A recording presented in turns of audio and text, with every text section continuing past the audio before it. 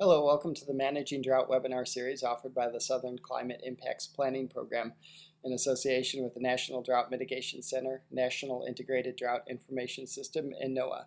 This is a webinar series that we focus on drought in the Southern Plains as well as a broader context to look at the conditions as they've been evolving and affecting our region. When we look at the national picture, we see a lot of red on the map still across the central part of the country. The reds being extreme to exceptional drought, and there has been a bit of an increase in the D4, the highest category of exceptional drought, in parts of the region, especially with Oklahoma this week. There has been some improvement in some of the other sections, though.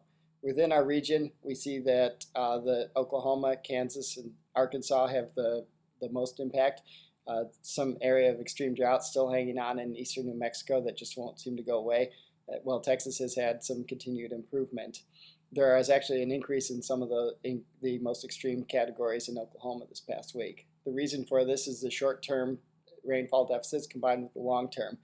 The lower right corner has the last 30-day rainfall deficits, and you can see a lot of brown across the region, except for Louisiana and Mississippi, some of the eastern parts of the region, as well as you can see the extreme deficits in the Mississippi River Valley along through Arkansas for the year to date, which shows the long-term nature of the drought in that region. Part of this is also fueled by the temperature anomalies we've had, the extreme warm temperatures in the past week, but this past week actually has been quite a bit cooler. A lot of blue edging into the region. Texas still pretty warm, but both maximum temperatures and minimum temperatures, the anomalies you see on the right side there, show a lot cooler conditions than we had the previous week. Looking ahead to the next 5 days, we do see some rainfall across the region. Most of it looks to be a little bit further east into Louisiana and Mississippi as a pattern has been, but Texas and Oklahoma and Arkansas should pick up a fair amount in the next few days associated with the cold front. And the cold front also, you can see the really cooler temperatures about 6 to 10 degrees below normal, which is a very welcome relief compared to what we've had earlier in July. And looking beyond that into the following week, we see that cool pattern continuing across the middle section of the country and some prospects for continued rainfall in the east and perhaps even into Texas, Oklahoma. New Mexico still looks to be a bit on the dry side as well as warm with that region, but the situation does seem to be improving a little bit.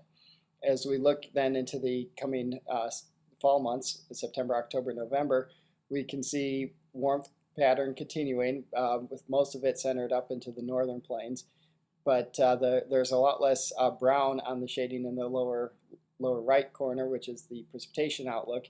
So equal chances means there's really no strong signal that there's going to be above or below normal precipitation, but that's quite a bit of an improvement over the forecast that's been tending to be dry. A big part of this is El Nino continuing to develop in the Pacific Ocean. The chart on the left shows the forecast models. Each line has a different model, but they tend to be trending upwards, which is an indication of going into El Nino conditions. And the chart on the right shows comparison to previous El Ninos, and our value is about 1, which is where most of those strong events have been, not comparable to the 1990s, but it's a good sign that we could have a pretty strong, or a moderate at least, El Nino, which will bring some relief to the region. And that's reflected in the Drought Outlook, where we can see the temperature patterns or the rainfall patterns improving across Texas and also across the upper Midwest, a lot of the drought area being eroded in the next several months. Although the drought area across most of the midsection of the country looks to be persisting through November.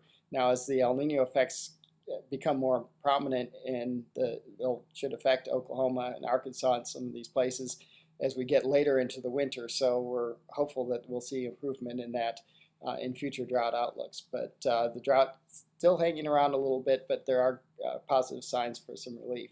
And as always, we'd like to encourage you to let us know how drought conditions are in your part of the country with the Drought Impact Reporter. Please go to droughtreporter.unl.edu to let us know that what's going on the ground is very important to match up with all these weather indicators that we show every week. It helps us get it right, and federal aid decisions are dependent on some of what we have in there as well. So these resources, the drought briefings, are posted on the SCIP YouTube site you see at the top.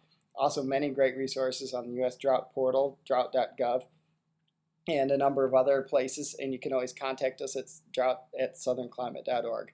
Thank you, and we hope you have a good week.